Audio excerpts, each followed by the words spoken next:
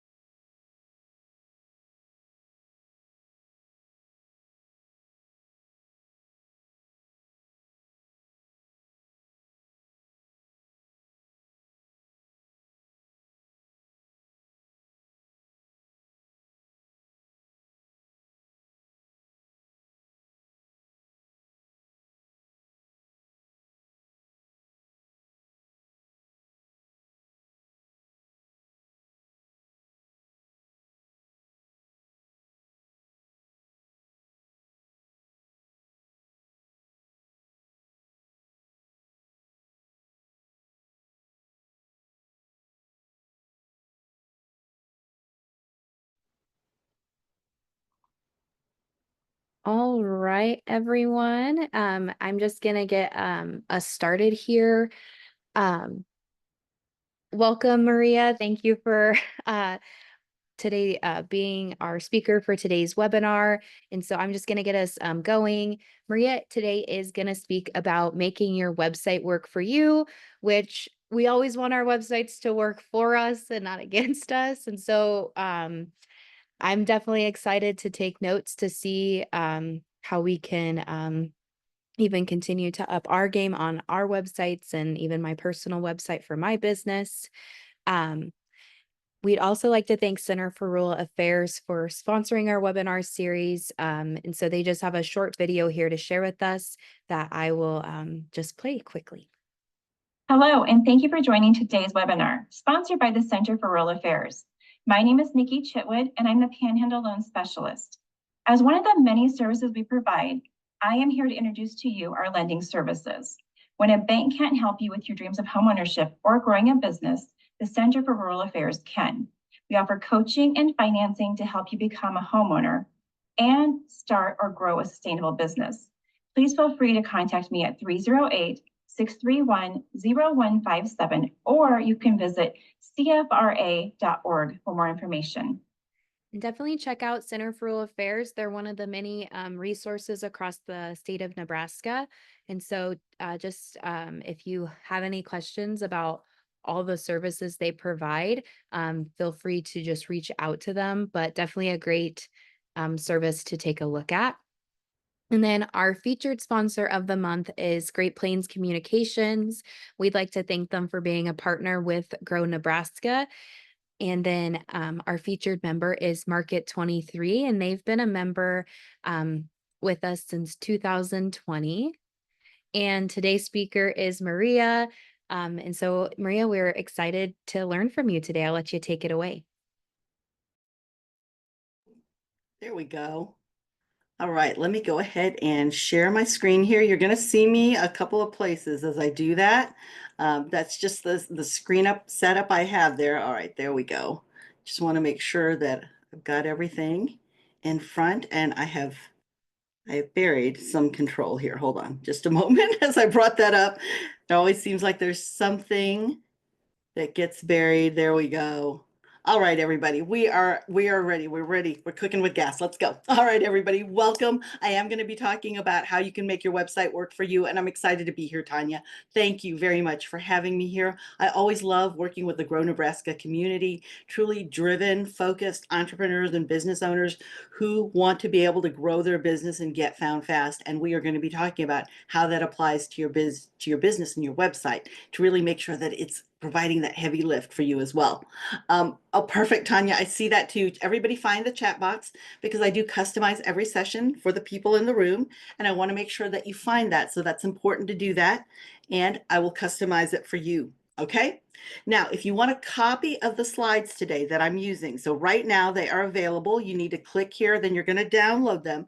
When you get the link to them, I'm going to drop that in the chat box as well, or you can use the QR code that you see on your screen, but you can download them. So don't just click on them, because if you click on them and you don't download them at the top of the hour, they're going to be gone.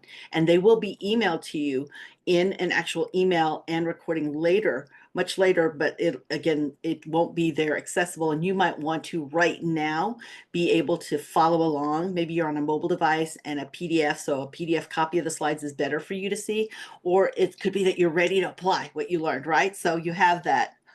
Yes, absolutely. Thank you, Tanya. If you have any questions, do feel free to drop them in the chat. This is who I am. Yes, I'm here live. Actually, you may have seen me at Marketech, and I've been here for a few Grow Nebraska Wednesday trainings, first Wednesday trainings. And today we're going to be talking about how you can make your website work for you. Do understand that while I'm on the Google team, I'm also a business owner. So I know what it's like to be butcher, baker, candlestick in your maker in your business, and now trying to apply it where you're learning how to be a website designer or developer. What's the difference between the two? How do you make sure that your website's doing the heavy lifting you're expecting from it? Because this is your storefront. It is your location, location, location. And in 2020, if you weren't certain about that then, now it definitely solidified that. So we're going to be taking that deeper dive in how you can make your website work for you. If you want to know anything Google, if you'll see the blue link at the middle of the slide, that'll give you all that you need to know. If you want to connect with me, you can see that first handle under my name is Maria Duran. That's me on X or Twitter. The second one is me on Instagram. Feel free to tag me. I love to reshare, retweet, and repost your stories.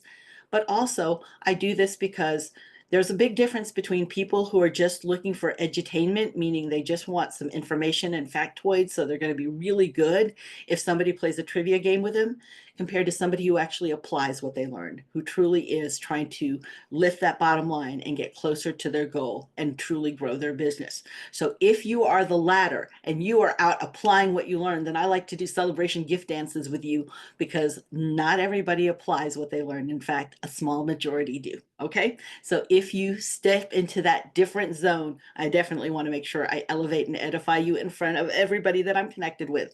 So feel free to connect with me there and share your wins. Okay. So we know that people are going online, right, to look. That was before 2020, though. Think about that. We now live online, right? We live online. People have at least 5 different devices that they actually look at before they make a decision. They go to 5 different sites. They have 5 different devices. I have 2 right here, iPhone and Android, right? So as you think about that, then there's also laptop, desktop, tablet, smart, TV as well. They go to different devices. They live online. Since 2024 started, there have been 15% increase in different searches. So since Google's been in existence since 2024. And today, now, every day, 15% of the trillion searches that happen on Google are brand new, never heard searches, because people have changed their search habits. So if you're doing SEO before 2024 and you're expecting it to work now, it's not, because it's going to be a much heavier lift. Things have changed. I'm not saying that there aren't best practices that you still need to do, but being able to apply people's behavior to those best practices is what we need to look at. And a lot of times when people think we're talking about a website, they're just thinking about everything here from the left side, the graphics, the colors, the fonts. They think that that's all branding is about. But really, when we're looking at our website design, we're not just looking at consistent branding and marketing. We're looking at functionality, the layout, and the content. Does it connect? Is it helpful to people? And this is why it's so important for us to know whether or not our website's working for us. Now, a lot of times when I'm talking to people, especially when we're doing just a quick consultation on the phone, I'll explain to them, because they'll tell me, I found a web designer who can build my website. And I'll ask that question, is it a web designer a web developer, or both?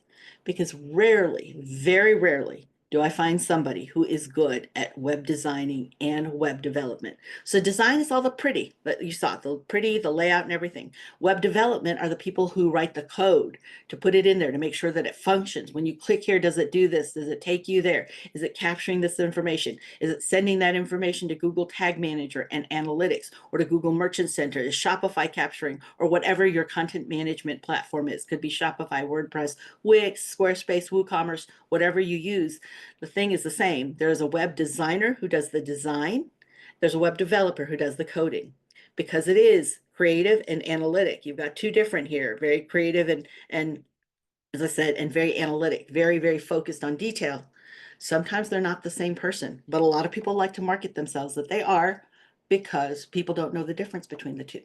Okay, so as you are learning how to make those decisions and understanding the terminology between web designer and web developer and what they do, it's also important for you to know these items on our agenda, is that your website has to be goal oriented. So do you know what your goals are and how you're measuring success? Is it search friendly? Again, this is for people who are searching, not for you, but for the people who could be the best customer for you. Is it convenient for them? Is it organized for them? And is it trustworthy for them? Because I see a lot of people fail, especially I just did a session just a moment ago for Webinar Wednesday. I did a session about Google Ads, and the biggest, most costly, I'm trying to say that too fast. The biggest, most costly mistake people make is that they put their homepage on an ad when they're talking about something specific. And a lot of times it's just because you're so excited to get people to look at your page. You want them to see everything. But what you actually do is build distrust when you don't take them where you told them you're going to take them. So let's first look at your website. Is it goal oriented? What are the goals of your website? You see 6 goals here. These are the 6 common goals. Let me know in the chat box, what are the goals for your website?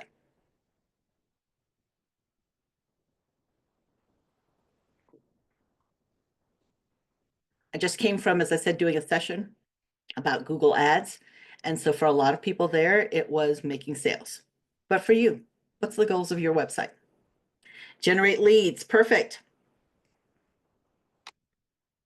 Generate leads. Perfect. Thank you. Thank you, everyone. So as you look at that, is your website built all towards that? Is it capturing their contact information in every way possible? So do you have a contact form? Do you have a downloadable PDF for them to really see that you're the best at who you are? And even though it may not be specifically about you, maybe it's perhaps if you're a mortgage lender, it could be that your PDF is the 5 things you need to ask anybody you consider as a mortgage lender. Okay, now they download it and they have to trade their email address to get that information. But it truly is positioning you as an expert, plus you're capturing that email information, so you're getting the leads, right? So is everything in your site? Review your site with a fine-tooth comb and actually look at your site as if you are a person who doesn't know it. The best thing, I'll tell you, and I've heard this in so many conferences, and it is the most effective thing, I see the most profitable, so the profitable e-commerce stores actually do, and that is let somebody who's never been to your site review your site and actually go through it and search around in it, and you watch them while they're doing that. Let your grandma do it. So I've even seen some say to do it a little inebriated, because then now it makes it harder to find things, and you realize what it's like if you don't know the context of everything. So you're just coming into your website fresh. Who is that audience to? Are you aligned with your audience? How do they act? How do they think? How do they live? Now, this is the number one pushback that businesses give. And this, they want to, and they say they can serve anybody, everybody, and somebody. But when you do that, you'll get your second cousin nobody. Your messaging is too diluted, it's too general, and people get 12,400 messages on any given day. They don't need to waste their time with something that's not connecting and speaking to them. But when it does, when it connects, when you get them and you have that common frame of reference, all of a sudden they look at it and think, oh my gosh, they get me. It does not mean that you can't serve anybody, everybody, and somebody. But if you miss your best target audience, you're missing who is the customer that gives you the most pleasure and profit. Everybody else is just gravy, and that's extra. And we can still take their business, but we don't want to lose the best customer by diluting our messaging, by not focused being directly on them. We do have to have SMART goals as well. SMART stands for specific, measurable, attainable, relevant, and time sensitive.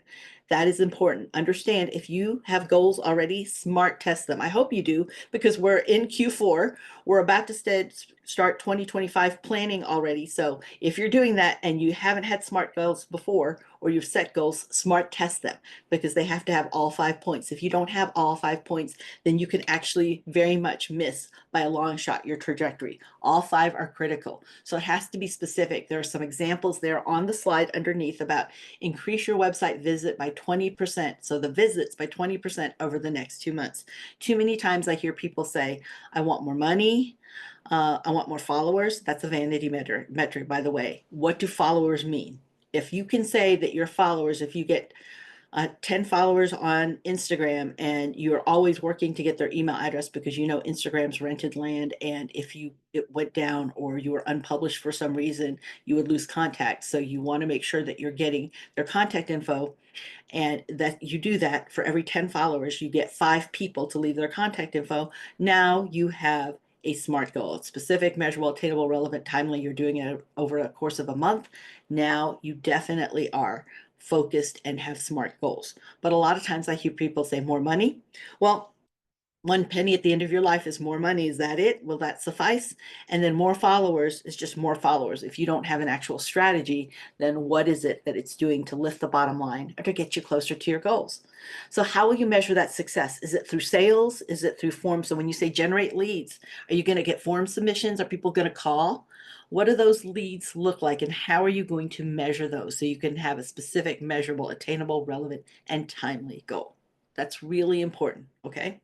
How are you going to measure engagement? Engagement is one. If you haven't spent any time in Google Analytics, you'll see that there is bounce rate, which is when somebody goes to your website and they don't do anything on your site, they leave, they bounce. So that's the bounce rate. That normally is a signal that whatever got them there, be it a newsletter, a post, or something, did not connect with what they found. And that's normally people taking them to their homepage.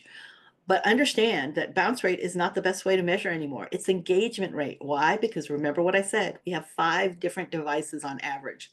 So I could be Maria at the kiddo drop-off line on my phone, and I'm here. I bounce from here though, and I go to my laptop when I go to the cafe. Then I go to my desktop when I go to the office. Then I go back to my tablet when I'm in a meeting. Then I go back to my phone, and then I go back to my smart TV when I get home.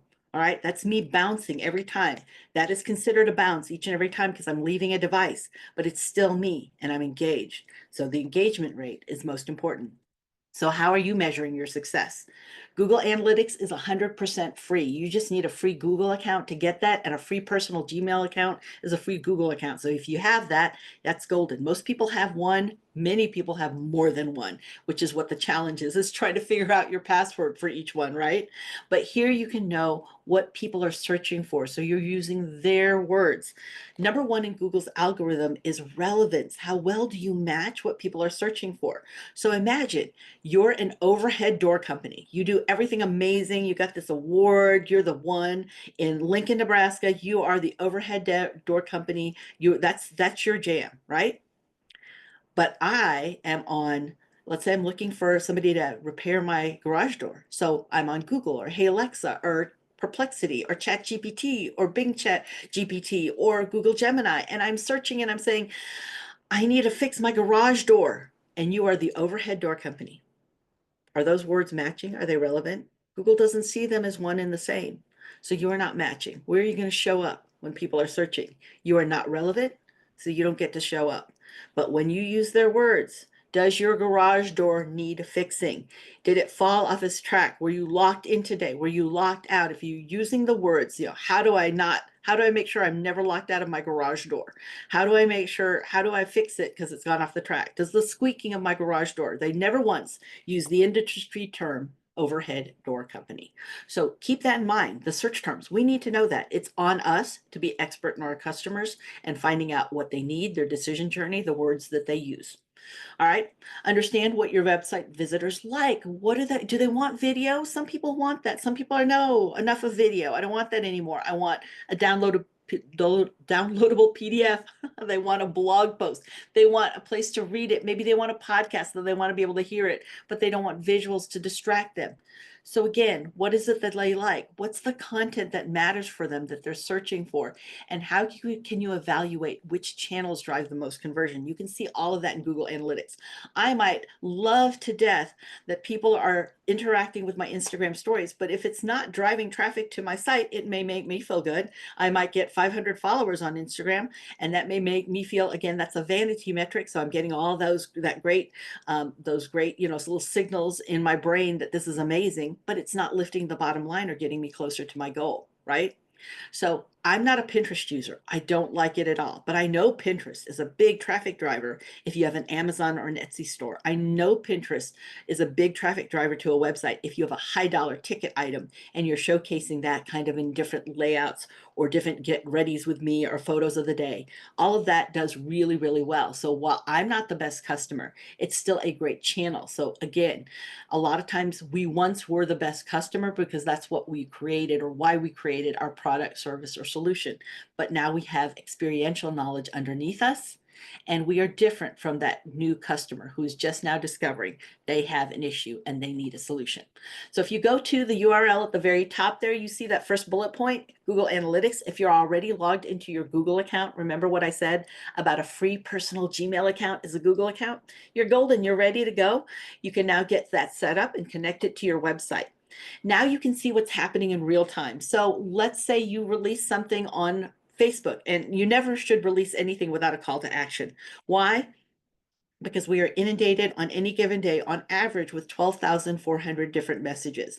And a lot of times we have great intent, like, okay, I would love to buy that coffee from you. And then all of a sudden there's a text message and, oh my God, you don't have access to this, or, oh wow, I need to go pick up, my kiddo had an accident. I need to go over here. We are taken all different ways. And then we come back to it going, what was I doing again? If we don't have a good call to action, that's how quickly we can lose somebody. They could be amazed by us and want to do business with us, and we lost them that quickly. So in real time, it lets you know how things are working, what's happening. Did you release that email, and is it making a difference, or is it just laying flat? Nobody's opening it. You can also see the life cycle. How do you acquire them? Are they coming in from your newsletter or from Pinterest or from Meta? Do they actually go to TikTok and then click there to your link tree and come through? Where are they coming from? What are they engaging in? Do they love what's happening on page 1, your home page, and they really go to the compare us on page 4, but before they buy, they look at page 3 where there's an amazing about us story, which really makes us love you. And then we realize you're in Nebraska. So we really love you even more, right? Is the monetization working? Are they seeing things there, or are they leaving things in the cart and abandoning the cart? Or are they abandoning the checkout? Because abandoned cart and abandoned checkout are two different actions that are happening there. Abandoned checkout is just like it sounds. I put everything in the cart and then I went away. A lot of times it's because I want to go price compare, or I want to check your reviews. But an abandoned checkout, that means they put everything in there, their email address, all of their information, like their mailing address. And now they've gotten to the point where they have to leave their financial information. So they didn't put that in. They abandoned the checkout because either they don't trust you, or you don't have the right kind of payment processor. Maybe you only have PayPal, and they're not PayPal, they're Stripe and Venmo. Or you don't have Google Pay or Apple Pay, and that's what they use. A lot of people put all their payment information in these different apps, and they will not stop the car to go look. They won't get up from the couch or from their bed to go get their credit card. They won't leave their desk to go unpack their backpack or look in their purse to get it. They're going to go with the tool where their information is. And if you don't have it connected where they can pay and check out from your site, they will abandon the checkout there too. Or it just could be a matter of trust. You know what? You've got some beautiful product pictures there, but some of the sizes of the pictures are way huge, and some are 100 by 100, so like a square. Some are 500 by 500. We are people that like symmetry and consistency. That tells us that something's trustworthy. When we see things off, just even a hair, I see people who have product on their page, and all the products could be named 3 words, and then you have one product that you name 7 words. So now it's gone to 2 lines, and it throws everything off in the grid and what they're looking at. Now all of a sudden there's distrust because there's not that symmetry and consistency they're looking for. You can see whether or not you're retaining them. Are they coming back? So if you have a lot of returning customers, should you be talking about, hey, welcome, new here, this is how we do things? Or are these old friends and they need to be more like cheers and say, hey, Norm, you're back. This is what we have for you. So you need to look at your retention as well. The demographics, where are they from? You know, what age group are they? And the tech, are they utilizing an iPhone? And you know, are they using a browser? Is it the Brave browser? Is it the Chrome browser? What are they using to access you? This helps you become a better expert in your customer. So a great website is search friendly. This is what search looks like on a desktop or laptop, right? Even above the text ad, we see photos a lot of times. Those are shopping ads. So that's Google Merchant Center. And those shopping ads actually are a part of that Merchant Center, how it promotes out your products. But you need to know if your site loads fast. Now, there are a lot of themes of different sites, from Shopify all the way to, WordPress, where the theme itself, that's all the graphics and the color, takes 3 to 4 seconds to actually load. Understand that you have 1.2 seconds for your website to load on a mobile device. If it doesn't load in 1.2 seconds or less, you will lose half, 53% of your traffic. And for every second over, you will lose another 10%. So you could just be working like crazy to get people from Facebook or to Meta, your Instagram, over to your site. Okay, so you got 10 people over, but it takes more than 1.2 seconds. You have a theme that's running about 3 seconds, right? So it takes 3 seconds to load. So all of a sudden now, 1 second. So it's 1 second, they're there. By the time we've got to 2, we've gone from 10 to 5. By the time we get to 3, now we've gone from 10 to 4. And now it doesn't matter how much we're paying in ads. If it takes too long for our site to load, 1.2 seconds, then people will leave, and they've got a whole lot of other people that they can scroll down to and take a look at, especially if they load fast on their mobile. I see a lot of people put, and the biggest culprit of this is pictures and graphics that are too big. So whatever you would print in a flyer or a print publication like a magazine or newsletter is normally at minimum 600 dots per inch. You only need 96 dots per inch for a website, especially if it's on a mobile device. Now understand, 84% of us go here first, right? When we want to know, go, do, or buy. So there are a lot of places that now just do a mobile design first. And if they have extra time, energy, and money, they'll do a desktop design. In fact, any teams that I've been working and coaching with, they now do a mobile and a desktop design, because there was a farm that was actually I was working with, and real estate agents that work with different farms and ranches. And they have this beautiful video that plays on a desktop. It looks amazing.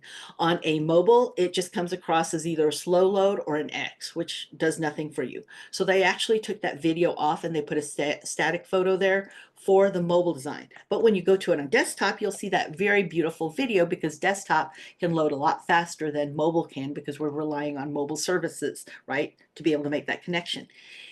You've got 1.2 seconds. If you're an e-commerce store, you've got 1.8. So you get 0.6 seconds, a little bit more, but you've got to be fast. And people are not forgiving if you're not fast.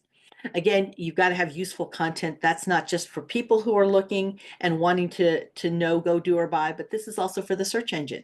If it doesn't trust you, if it doesn't feel like you're giving its users, the people who search its platform, something that's helpful, and this isn't just Google, it's any search engine. If it doesn't feel like you're doing that, then it won't show you high in search. So you have to showcase that your actual information, your text copy, your photos, your videos are actually helpful to people, and it's something that they find interesting and valuable. And then also text links. Do you have text links that aren't too close together? Because remember what I said about we now don't click. Click is a old word. It is tap, because we're mostly on mobile, so we tap. And when we tap, are the links too close together, that we're tapping too close together? Okay, that's important for us to take a look at too. Your page titles and descriptions, are they matching what people are actually searching for? So this is important, okay? Because this is what you want to make sure that you are matching, and you know the words that people are utilizing. That's where what actually is dependent on us. And then also, you're putting those in important places. Titles and descriptions are where the search engine is actually searching and finding value. So you put the most important or the most search words there. You want it legible, because it has to be, remember, helpful to people. See that center column right there? It has to be useful and helpful to them. So it's not just gibberish and keywords, but you would put those that have and mean the most to people searching for your product, service, or solution in your titles and descriptions. Information architecture is the layout of your site. Does it make sense to people? And is it making it easy for them to navigate and look through things on your site?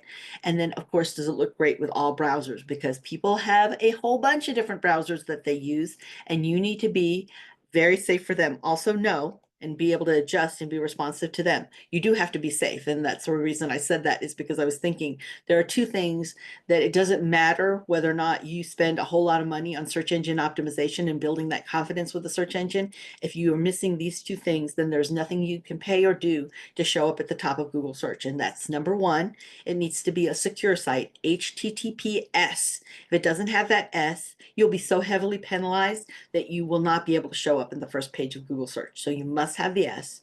And the second is you must be mobile responsive. It should be able to adjust to anything. And if you are not, you will again be heavily penalized in search and showing up lower. Now, how can you find out what the search engine thinks and likes about you? You can actually go to the library, the door to the library, which is Google Search Console. You'll see the URL at the bottom left-hand corner there. If you go there, now you can see exactly what is happening with your website and how Google Search sees you, and understand what's good for Google Search is good for any search engine. But this is actually measuring where Google Analytics measured people's behavior on your site. This is measuring what the search engine can see about your site and the kind of trust that it has in you. And understand, if the search engine doesn't trust you, it's not going to show you high in Google search, because these are its best customers. So again, you want to utilize this tool to get there. It can help you know whether or not Google sees any or all of your pages.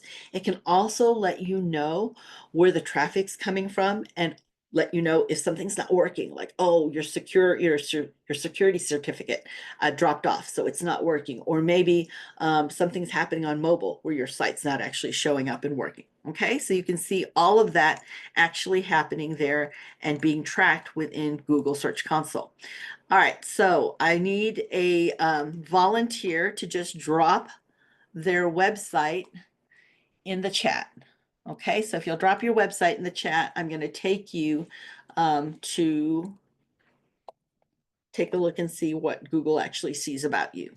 All right, just use your chat box and drop your website in the chat. All right, perfect. Thank you. Thank you. Ida, thank you so much. Oops, let's see here. All right. Ida, I'm just copying and pasting it here. Let me switch screens to a live demo. Okay, what I'm doing is I'm in a Google Chrome browser. So while it's a browser, it's also an amazing marketer's tool, right? So I'm going to use the word SITE, right? So this is Google Chrome, only Chrome. Go to SITE, right? Just one E, colon, that's the two dots on top of each other. And then I'm going to put your website address. I don't use the HTTPS. I don't use the www. I just take your website address.com, and that's it. Now I'm going to hit enter. And this tells me that Google only sees one page of your website. So Ida, how many pages do you have in your website? And remember, blog post and product pages are all pages.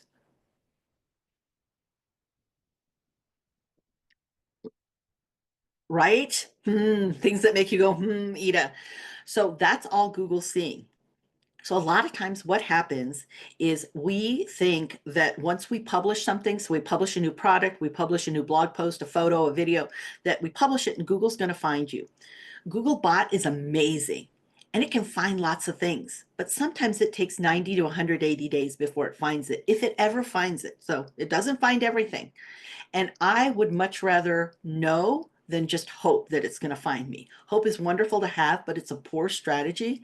So how you can know that Google's going to see you is by letting Google know. I just published a new product. So you would do that in Google Search Console. All right, so that's why you're seeing only one here. Is a lot of times it's because you don't have Google Search Console connected to your site, letting Google know anytime you publish anything. That way you don't have to wait for amazing Googlebot.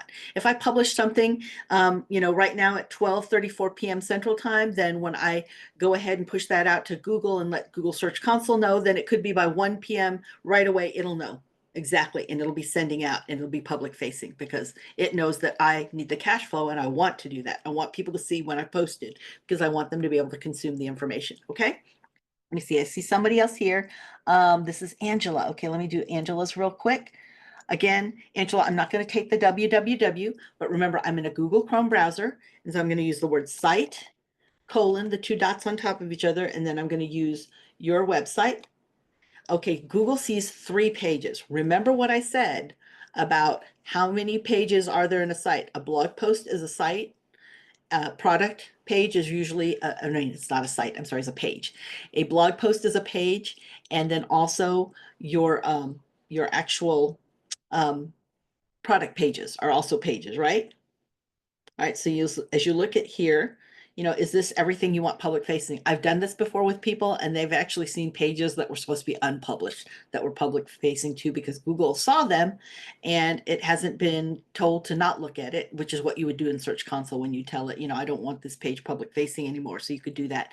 And I always know when people are not utilizing Google Search Console, because you'll hear them say things saying, I don't know why Google keeps showing this, why it doesn't just take that away. That was 2 years ago. That's because you're not communicating with Google in Google Search Console. We have 3 pages. We have 1 page private for wholesale pricing. Perfect. So Angela, then you're being seen. So perfect, perfect. See, so you're being totally seen there. It's all 3 pages. So now I would look at Google Search Console just to see, you know, is it loading fast enough, and make sure that all the behavior is there so you're getting the most visibility. I would also look to see what your website position or your ranking is. So for example, let me see if I can, I'm going to go into a Google Search Console account. Hold on here while I do that. And then I'll bring that up so you can see what I'm talking about. Because it's going to help you make a lot of good decisions. Give me just a moment because I've got to get in here into the account. Oops. So it's going to take me just a moment to get there.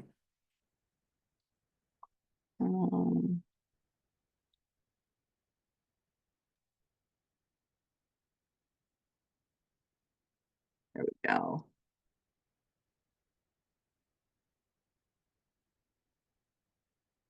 All right.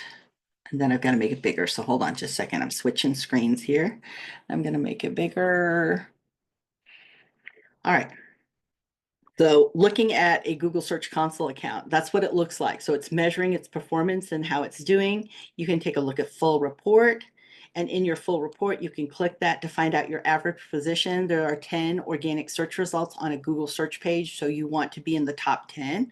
And if I were deciding how I want to spend time on this website where I get the most bang for my buck, I would actually look at these pages so I can see how people are searching. These are queries, search terms, keywords, but I would look here and say, okay, let's see.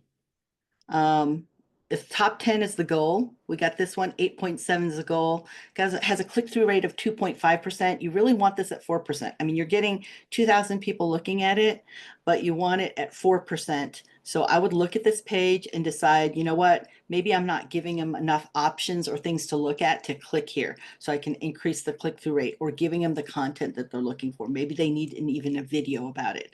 Now this page is close. It's at 13.1. You see that there? It's at 13.1 position. I can push it to 10, but how do I need to push it to 10? Well, I'm getting enough impressions there, but I'm sure not getting any click-throughs. So something's happening on that site that's not giving them the opportunity or giving them the information that they're looking for to click on, compared to, like, look at this page down here. 3.2% click-through rate. Oh, that means it's something interesting, because people tap and click on the things that matter to them.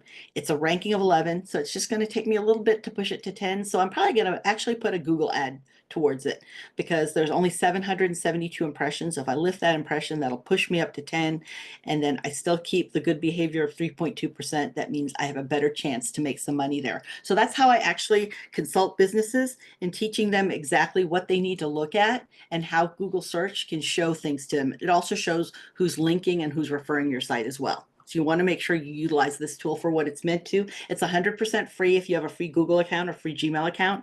You do need to prove that you're the site owner. So that's what you would do here in the Google Search Console, is you would verify your domain. A quick hint, if you have Google Analytics, I always encourage people to start with Google Analytics first, get verified there, because when you have analytics and Google Search Console reads that you have analytics, then you may not have to go through this process because you've already been verified with Google Search Console. I mean, with Google Analytics. All right.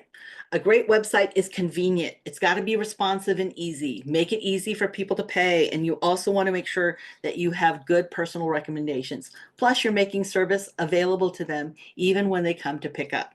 So when I say make it easy, they need to be able to get around your website fast. You need to be able to utilize it on mobile and make sure that you're finding everything right where they need it. So its graphics are not loading and taking a long time for it to show up. I can move around there and really see things. There's not a whole lot of clutter. And then also it's a nice readable font. So if I have to pinch and zoom and swipe side to side to read something, that's too much effort. And that's actually a signal to the algorithm that you are not mobile responsive either. And remember what I said about there's nothing in the world that you can do to pay if you're not secure or not responsive that you'll show up high in Google search because you're penalized too much. Now make the payment process easier too. Remember what I said about people won't get up, they won't go do that. So are you giving them lots of opportunity to buy? Now I want to show you something that I see is the number one reason. Remember what I said about most people go here on a mobile device? And what I see with a lot of websites, especially if they have a chance to buy from you, is they'll put little chat box, little chat bubbles right there to be a part of the reward program or chat if you need customer service. Well, most of us, I'm left-handed, but here I am, I'm holding my phone on the right. Most of us do. If somebody wants to buy and you put the buy button on that left-hand side, so as I'm facing right-hand side now when it's on the right side of the phone, but left-hand side as I'm looking at it, if you put the button there, look how hard it is for me to reach that button, right?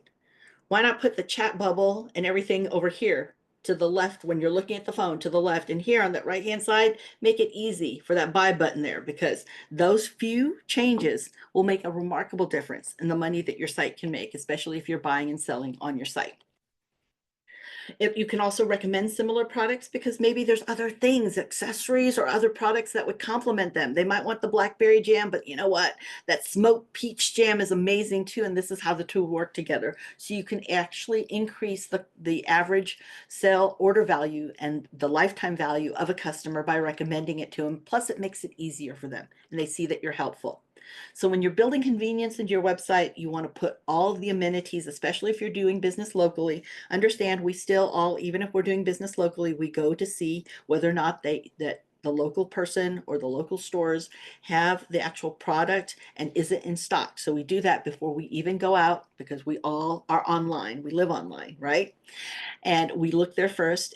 Is there fast and flexible delivery and shipping? We need to say that as well. Understand in 2020, when things changed, before it was kind of, cool that places delivered. Now we're mad if there's a shop or a cafe that doesn't deliver to our doorstep sometime today, maybe, I can schedule it for 3 o'clock this afternoon.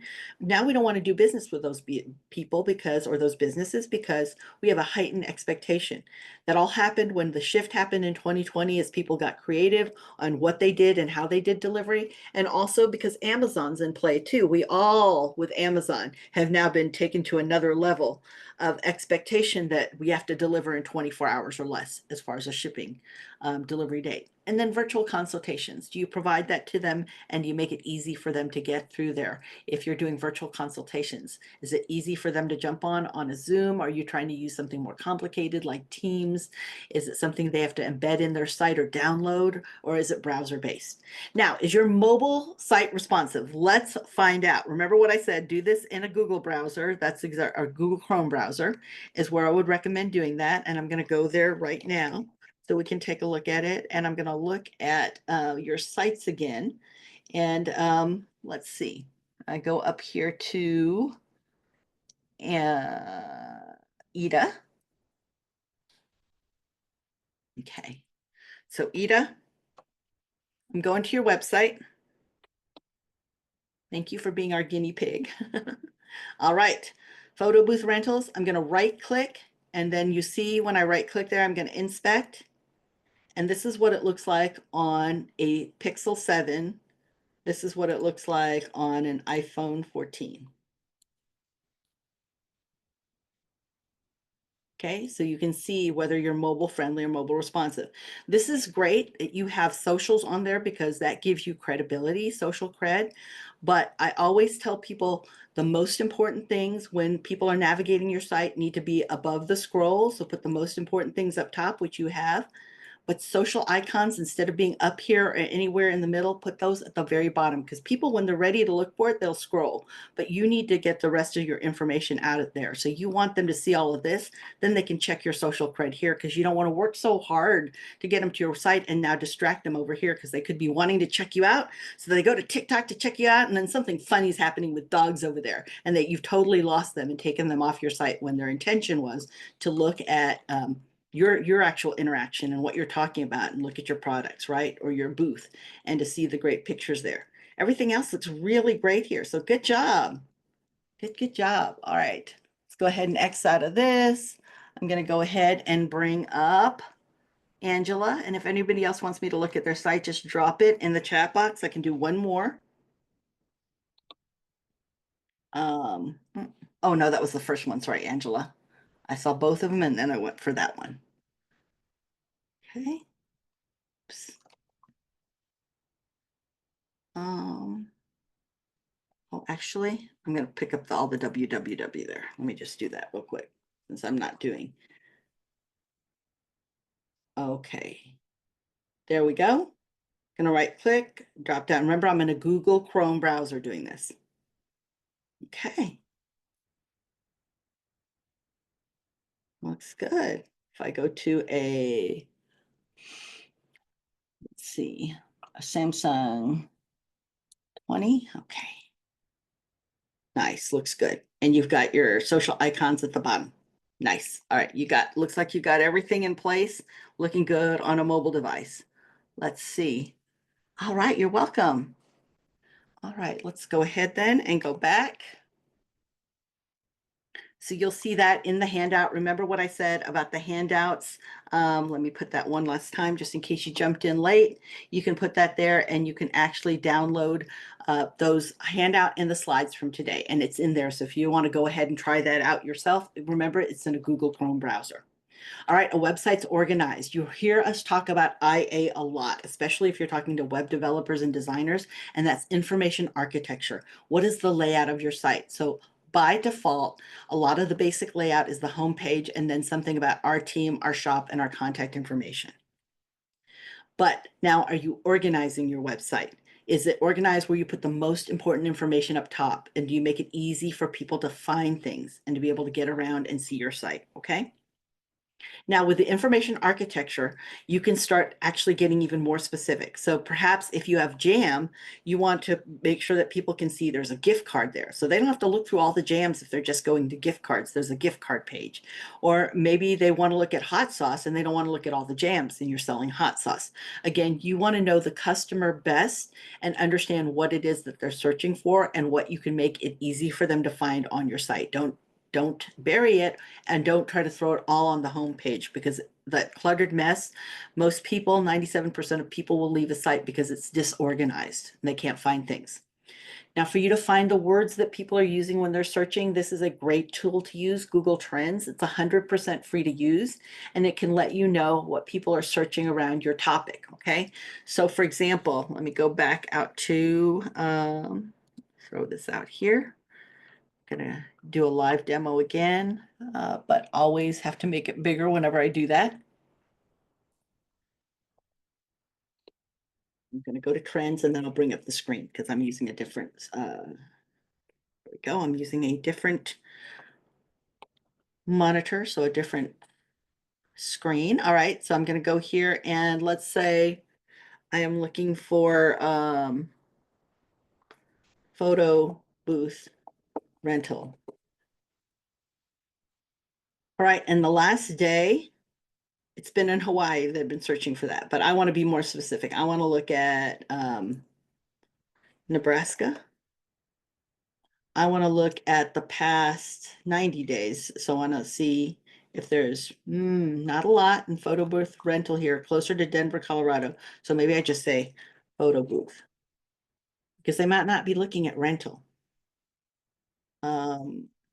Okay, so I do see these are the 4 geographies that are searching for that the most. And what are they searching for? I can't see the terms yet, so I'm gonna have to expand even further out. Let me go. We have to expand out if there's not enough traffic searching for that. Or it could also be that we don't have the right search terms over here either. Okay, so I see a little bit more. Photo booth rental, that's what they're looking for. Okay.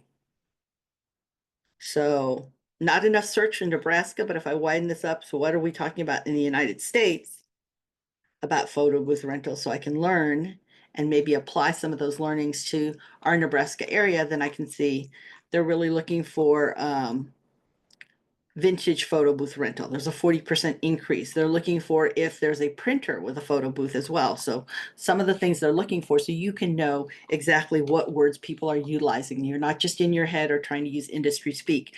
That's why Google Trends can help you to really understand that. What's even cooler is if you put your website address there, your website name, not the address, sorry, website name, and then you put your competitor's name in the next column. So it can help you research those keywords and find out how people are finding your competitor too. It'll also help you because you can narrow down to just showing and searching what is actually seen in YouTube too. So what are people looking at YouTube if you're trying to decide what shorts or what video to actually post? Now, when you're doing website design, understand there are going to be pages and searches people have that you don't have a page on. So they're going to get a 404, which just means it's a page that shows when they don't find what they're looking for. So your 404 pages need to be helpful in that it directs them back saying, oh, if you were working for Slocks, SLOCKS, maybe you were really looking for socks and you just had a typo. So you would actually put that link. So make sure those pages work for them. What I also like to tell people to do is to look at Google Analytics. And what I recommend is that if you can have analytics, because I know you can do this, it's just a matter of tagging it. Let analytics know that you want to know the words people are searching with, because maybe they're searching for something that's buried on your website. So they can't find the blackberry jam. And for some reason, it's not coming across because they're looking at blackberry, BLACKBERRY, and on your site it's black space berry. So they can't find it. Well, what's good then is when you know what they're searching for, now you can make sure, oh, I need to work at this because people are looking for blackberry, all one word. So I need to change that on my site. And I see that I've had 100 people come to the website searching for that, not being able to find that. Or I see that 100 people are looking for blackberry jelly and I have blackberry jam. Okay. A website also needs to be trustworthy. Now, you heard me talk about that with security, and you also have to have secure payment forms. People are pretty savvy about that, and they don't want to worry about their financial information being out there and being stolen or their identity stolen. So when they look at website reputation, they're going to look at your reviews, and they look at Google reviews because they do carry a lot of weight. They'll also look at your ratings. So they'll look at product ratings as well as your customer service rating and whether or not they can contact you. Is it just a form? Is it just the chat box, or are there different ways? And they can choose the way that they're most comfortable with, therefore building their trust and confidence in you. Okay? Deep breath, everybody. We talked about a lot today. So what needs to happen next? Remember, your website has to be goal oriented. What's the purpose? If it's to gather leads, is everything on the site focused on gathering leads? And are you giving them lots of different opportunities, no matter how they enter your site, be it page 1 or page 10 of your site, the About Us page or the product page? Are you giving them an opportunity to leave their contact information so that you can capture their lead? Is it search friendly? Can Google see you? So therefore, and Google trust you, then showing you up higher in an organic Google search so people will find you? Are you search friendly and convenient? Is it easy to get around your site, or is it a lot of work? Because if it's a lot of work, there are lots of opportunities that are presented to people from your competitors for them to be and easily buy from them. Is it organized? Again, remember what I said about it being a hot mess junk drawer where you're throwing everything on the home page. Don't do that because that's a very costly mistake. And is it trustworthy? Do I feel like I can leave my contact information and my financial information, my mailing address even, so my home address, that I would feel that you'd be trusted with that information? All right. If you need any support, the Grow Nebraska team, oh my gosh, they are so amazing. They are always learning and working hard to be sure that they can help and support you because they are about people doing business with Nebraska. They are the ones who can give you the referral recommendation if you need somebody to help you with putting your site together, if you need a web designer because you have a web developer or vice versa. They can give you those recommendations of people who are local to Nebraska, friends and family members that are truly bringing an and impacting the quality of life within Nebraska. And to me, that's so valuable. They have an entire team that's what they do. And they are always learning because they ask me questions all the time. So they're a great resource for you. So feel free to reach out to them to apply what you've learned. Now, if you want to know if your website's doing well SEO wise, I do have, because you're here with the Grow Nebraska team, a free SEO audit that you can do quickly right now. If you do this using this QR code or URL, you can go there and it's about a third of the way down to the page. You can enter your information there, take the SEO site audit, and because you came from the Grow Nebraska team, I will do a 10-minute review. That's a video review of what you need to prioritize here from what I see, because there's a lot of stuff that comes across in the audit, all very helpful, but it's hard to do everything when you're still taking care of customers, right? So you got to take that into consideration. If you want to connect with me, this is how you can connect with me. If you go to bit.ly/findmaria, it brings up all my socials. Just connect with me on the one that you actually like to use the most. And I'm happy to do those virtual gift dances with you when you apply what you learn, because knowledge is not powerful until it's applied. And I always like to model what I teach, which is ask for reviews, because people will leave you a review if you ask. Sometimes they have great intentions, but they get distracted by so many different things happening in their life. You don't have to give me a review, but I want to say that I would be honored if you did give me a review. So I wanted to give you the opportunity to do that, and do that with anybody that you've given good product, service, or solution to. Okay, make sure you ask. All right, everybody, we're going to move to the Q&A, and I am going to actually turn it over to Tanya, because I see people have been active in the chat box, but I didn't know if any other questions have come in or questions you have that people have asked to be covered. I have not seen any questions come in. I guess one question me and Cami were thinking of last night when we were discussing like the webinar coming up was does Google still do like the free like website landing pages, or did they get rid of those? I was just trying to remember an email that you maybe possibly sent Sure. So about what they got rid of was the Google site with your Google business profile. You used to have a Google site that was attached to your Google business profile, and that is no more. That's no longer. And part of that is because of AI. AI is actually pulling a lot of information for the AI overviews from your Google business profile. So that's why that isn't there. But Google Sites, so the sites.google.com, that still does exist. In fact, if you're in your Google account, so if that's a Gmail account or Google account, if you use the app keypad, you can click there and you'll see the little purple icon, which is Google Sites. And you can create as many free Google Sites as you want there. And there's a lot of great templates there too. Oh, awesome. Yeah. Awesome. Thank you. And then I did have a direct message question. What is the best way to hide like a web page in a sense that you just want private? Like maybe just certain parties to have access to, or it's just private. Sure. Well, then what you can do is that you're going to unpublish it, and then you'll have that link. So a lot of times links, URL links are a lot, they're the site domain and then a lot of gibberish afterwards. So you want to make sure that you only share that link with people who you want to see it, so it's private, but you're going to unpublish it. Now in Google Search Console, because you've unpublished it, you're going to index your site again. The reason you're going to index your site is because you want Google to crawl and see, oh, this page has been unpublished. So it's no longer supposed to be public facing. So you want to do that, and you can do that yourself. You can push that.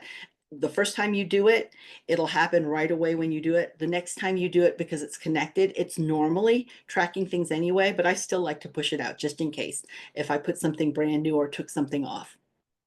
Okay. Awesome. Yeah. Right, And that's a great question. yeah. And if you guys have any questions, just feel free to pop them in the chat here.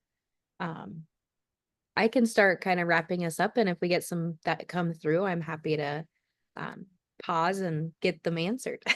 Perfect. Well, I'm going to go ahead and stop share, and it's all you. Thank you, Tanya. Yeah, thank you.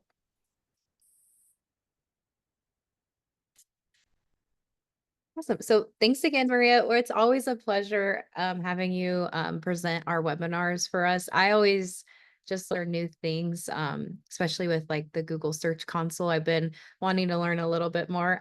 As Cami told me yesterday, I was like, I know enough to be dangerous, but not enough to push it through. So thank you so much for always just being willing to answer all our questions.